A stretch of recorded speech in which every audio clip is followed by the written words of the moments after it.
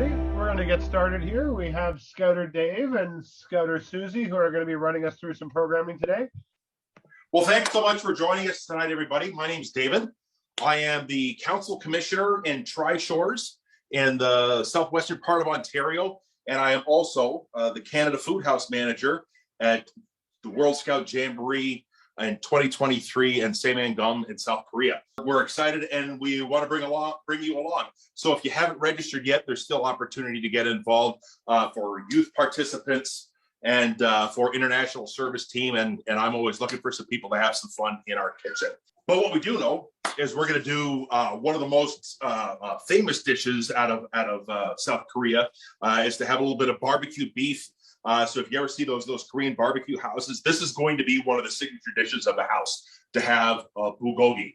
There's a bunch of different ways to go and serve this. I've seen it done interactively at a table, kind of like the Japanese teppanyaki tables where everybody's kind of gathered around, and the Benihana chefs, he's got the cleavers and he's throwing stuff up in the air and he throws a shrimp at you. You try and catch it, he usually bounces it off your glasses and sets a volcano on fire. It's very exciting.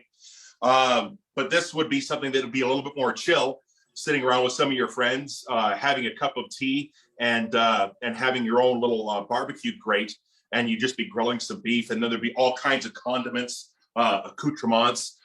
Tonight we're going to serve it over a little bit of sticky rice and serve that in a lettuce wrap. So it's going to be something that's very, very portable. This would be a great recipe that you can go along and take to camp. So first of all, we need to get going. The staple of Eastern culture is to have rice. So we've got some sticky rice, very important as a base. That it takes a little bit longer than the rest of the procedure. So we're going to start with the last thing in the recipe first.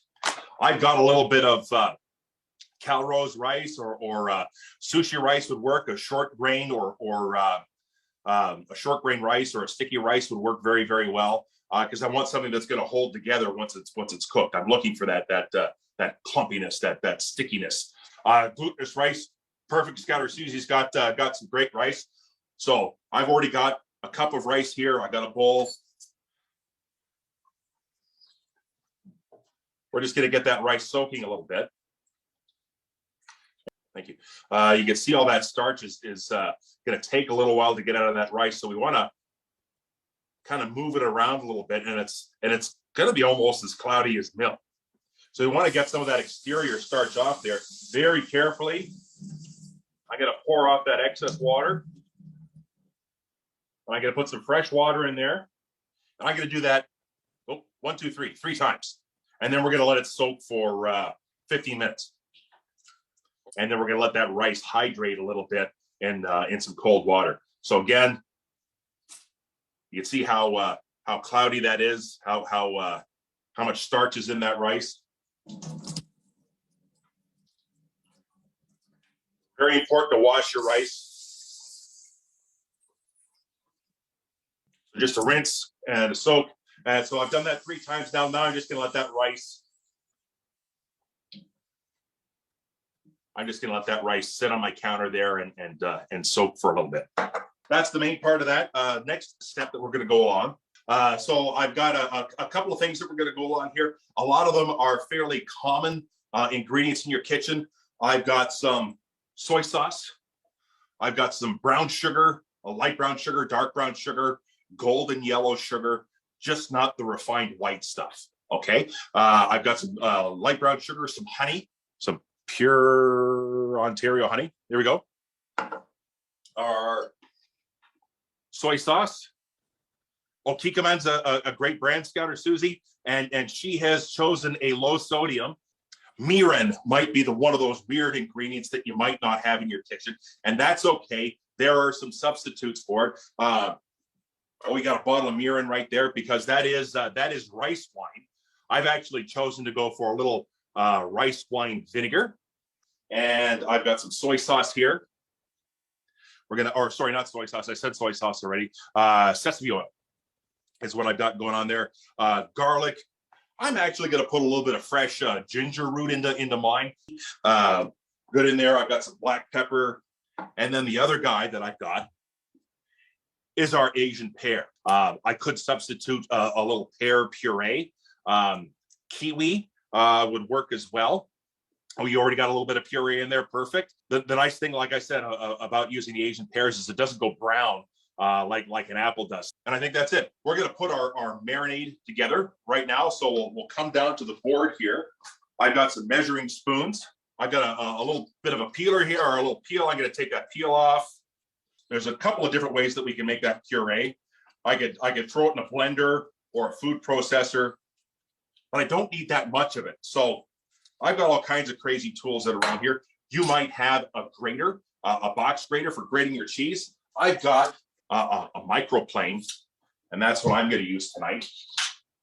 You could use a regular box grater, like that. Yeah, I think everybody's probably got one of those, one of these weapons kicking around in here. These are great for taking the skin off your knuckles. But I've got my grater here, and this is going to give me a nice puree. So I've got that going on there. I need 2 tablespoons. Can you stop that, Abigail? Thank you very much. Okay, I've got my apple puree in there. I got 3 tablespoons of my soy sauce, 1, a 2, and a 3. I've got my light brown sugar. If you got an old bag of brown sugar like I do, I've got these little terracotta discs in there. They're supposed to make your brown sugar soft. It didn't work for me. In advance, you could put a little bit of breadcrumb or a bread crust in there, or a slice of apple will help keep your breadcrumb or your brown sugar soft. But more often than not, stop that, Abigail. I'm not. You could microwave. You take out what you need and microwave it for like 10 seconds, then 10 seconds, then 10 seconds. I know it's 30. It's not the same thing. Give it 10 seconds, then 10 seconds, then 10 seconds. Don't put it in for 30 because it'll start to smoke. So I've got my my brown sugar in there.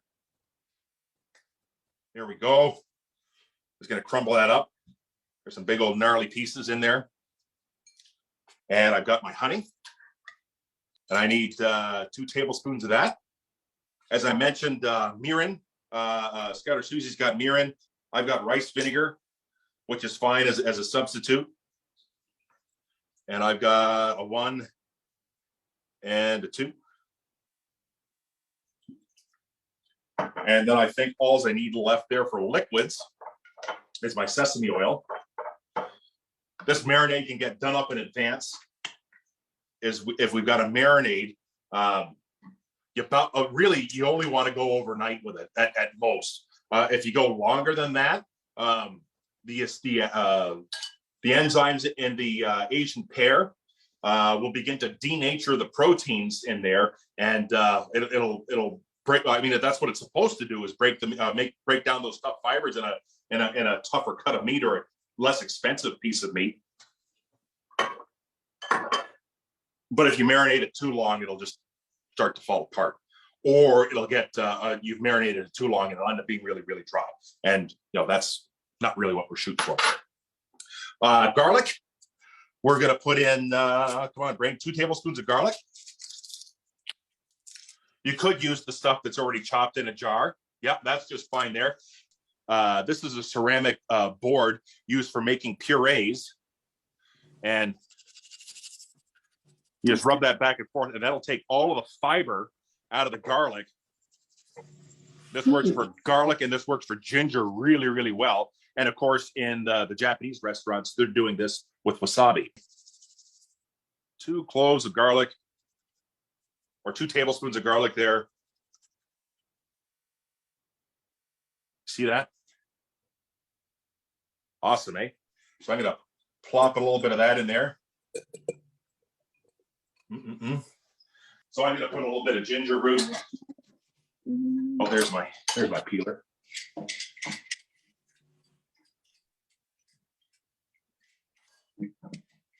There we go. And just like our garlic there, I'm going to get that nice ginger puree, and you can see all that gnarly fiber that's in that ginger there. And that would be really intense, that flavor of the dry ginger. you would probably only use maybe if you like that flavor that's in there, the dry ginger. You probably just go with like a half a teaspoon, a quarter of a teaspoon. Start with a little. You can always add more. It's really tough to take it away once you got it in there, right? What else do we need in there? We need some ground pepper. So I got my pepper mill in here. You can use the stuff from the shaker if you like. So I got my ground black pepper. And I'm gonna mix all that together. I got a little mixer. There we go. Now there's a couple of things I'm gonna add to this marinade. Once I've got this all mixed up, I am going to add some toasted sesame seeds. Now I think I've got it toasted in there. Toasted sesame seeds. I've got some white sesame seeds right there. And I've got some black sesame seeds. And I'm gonna give them a little toast on the stove. So hot pan, get them toasted until I can smell them. This same procedure would work if I wanted to have toasted pecans or almonds or walnuts or pine nuts or anything like that. It really does help awaken the natural oils that are in a sesame seed or a sunflower seed or something like that. So I got them toasted, roasting in there. There we go. I don't know if you can really see that. It's dark pan. But there we go. We'll get them in there. And then the last thing we need is some green onion. I've already washed them, and we're gonna mince that super fine here on the board. Super fine. Get the green tops on there. Again, there's a little bit of acidity in the green onion tops. There we go. Into our marinade. And that's all nice and ready to rumble. So step 2, now that we got our marinade ready, we'll give that a little mixy-loo, a little stir. How are we doing for time there? That's probably about enough time that we can rinse that rice off one more time. We'll go back to our rice there. You can see that water's gotten cloudy again. We're going to pour that water off.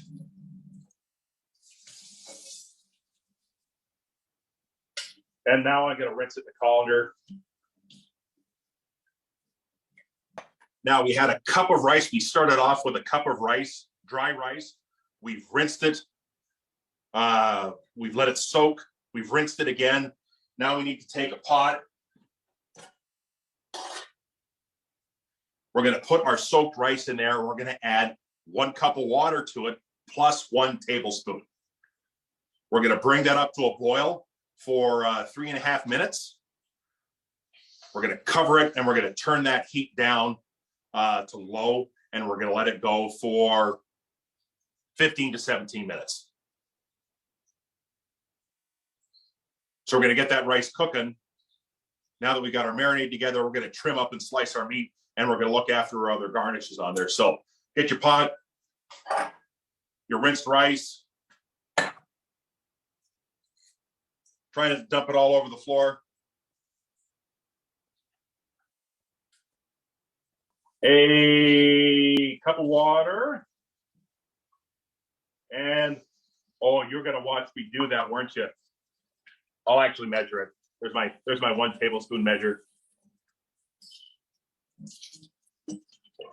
A cup and a tablespoon. Again, we're going to get that up to a boil, 3.5 minutes, and then we're going to turn the heat down and 15 minutes. Okay. So beef cuts in there. If we're going to marinate this for a long, long time, we can use a piece like hanger or flank steak. Great options for you there. Tonight, like I said, we're going to use a little top sirloin. So I opted for the pre-cut stuff because that's perfect, easier for me. And it's beef sirloin tip because that just happens to be the grocery store we were in at the time. That's perfect. Yeah, if you're not comfortable, if you got a decent grocery store, or if you have a butcher that you like working with, they could certainly do this up for you. great way to go and save yourself a little bit of time. I've got my my nice sirloin steak in here. I'm going to trim up a little bit of this fat and connective tissue that's on the outside of it. You see that?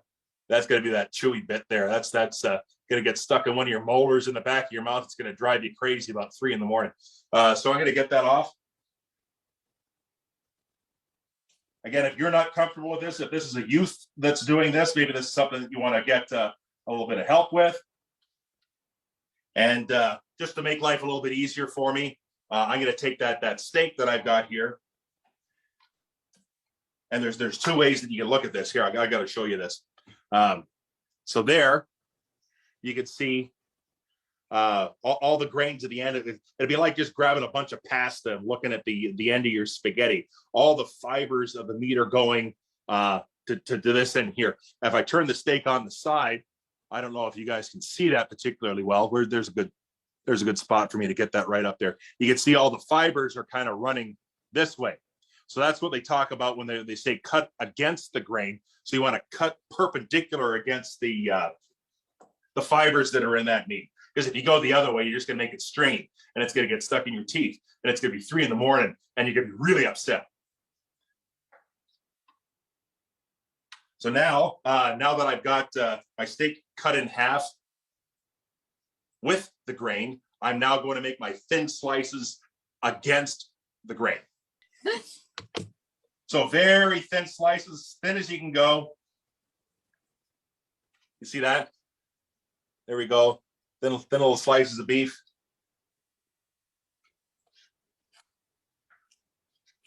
Everybody's checking on their rice. That was 3.5 minutes, I said. There we go. So I've got my nice thin slices of beef there. I've already got the other steak, so I'm all ready to go. So our marinade. Oh, there we go. There's our beef. We'll get these 2 together. And if we're going to eat this right away,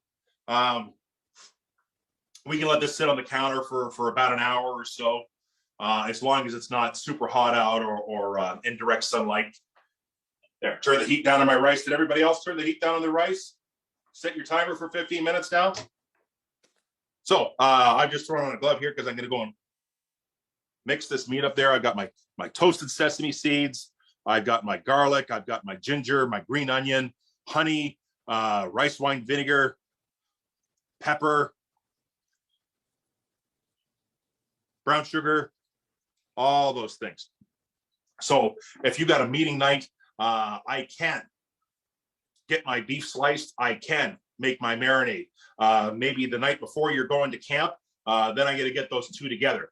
I can put them in a Ziploc bag, squeeze all the air out of it, and get it into the bottom of my cooler and raring to go. I wouldn't recommend freezing it because, again, those enzymes in there. Oh, see, Susie's got it. Perfect. And then the rice you can make at camp. Let's talk about some of the other garnishes and accoutrements that we've got in there. For anybody that's going to South Korea, we talked about the national dish. This is probably their national food. I would dare say is to have some kimchi. So let's get that right up in there. I have used a particular brand. This one is vegan or vegetarian. So there's cabbage in here. There's chilies. There's green onion in there, and then that's got some salt and vinegar on there, and that's allowed to ferment. And the longer it ferments, the stronger the flavor, the more pungent. But it is, you want to talk about good gut health, like people go out and spend a lot of money on medications and stuff like that, and restoring their gut health. But this, like, just have wide and varied diet. It's going to get you there. So what do you think of that, Susie? Thumbs up. You a kimchi fan now? Not even a bit. No, it's really good. I really like it, but apparently she's not a fan. So it's good, just very, very, very spicy. Very spicy. I'm very sure with something else it would be very good. So I've got some of that kimchi. I've taken out some pieces of cabbage, and I've got it finely shredded in there because I'm just going to use like a little bit as a garnish on the top. So just take out 1 or 2 pieces of cabbage, finely chop that. I've got some yummy green onions. Can I get that right up to the camera there without spilling it? There we go. I've got some green onion there, and I finally sliced that on an angle, and I've just got that in a little bit of ice water. I'm going to take some of that off now and drain it on a paper towel. You're at home, you're cooking along, you're going to be eating this probably after we get off camera, but just for the sake of everybody's time there, I could see where we're moving right along. There's my green onions. Not sunflower seeds. What are these things? Sesame seeds. I got those ready to go. I've got a nice little head of Boston, living Boston lettuce. That's and if you flip him up, there's the little root ball that's right there. So what I'm going to do is just twist that off, and I'm going to put that in a colander. I'm going to rinse these. I'm going to rinse.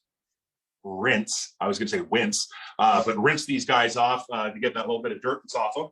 So a quick twist. There's the root, all in one shot.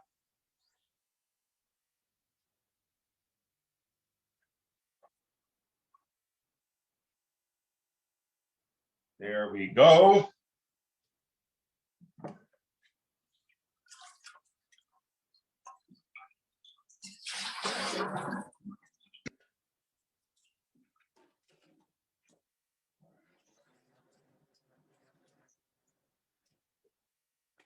Love my lettuce spinner.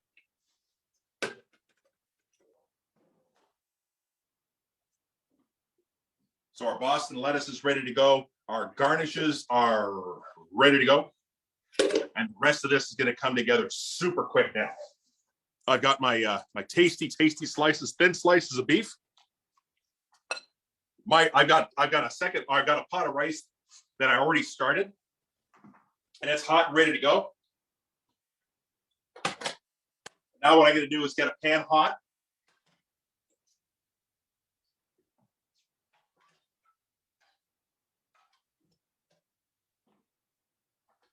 I've already got my rice hot. I've got all my other garnishes in there. So all I got to go and do now is take a leaf of lettuce. We're going to put a spoon of rice on there, a slice of beef, some green onions, some kimchi. We're going to roll it on up, and we're going to pop it in our mouth.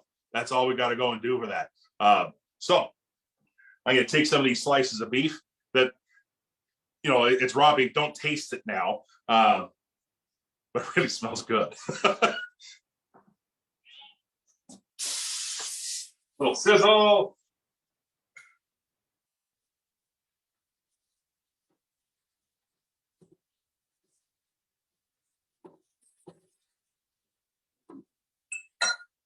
So I've got about 6 or 8 slices of beef going in my pan right now. I got some kimchi. Get the kimchi in. You got the kimchi out.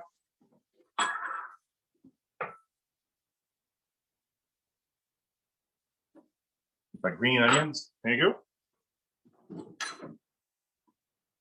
I'm just going to take some of those. I should have toasted more of some of those black and white sesame seeds.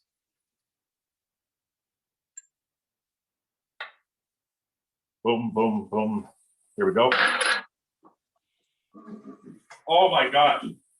The smell of this, guys. Let's just get a look at that, folks. Hey, what do you think? Here I've got my rice.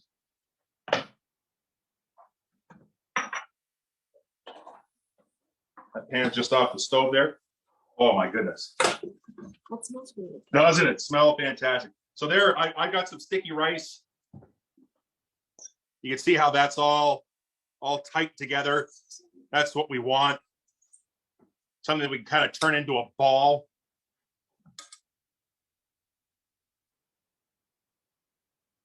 Put that little ball right there. Is that good? Can everybody see that? I got that little ball in there. I got a clean pair of tongs here. We're going to lay that right across the top. with some kimchi, just a little bit. A couple of bits of green onion.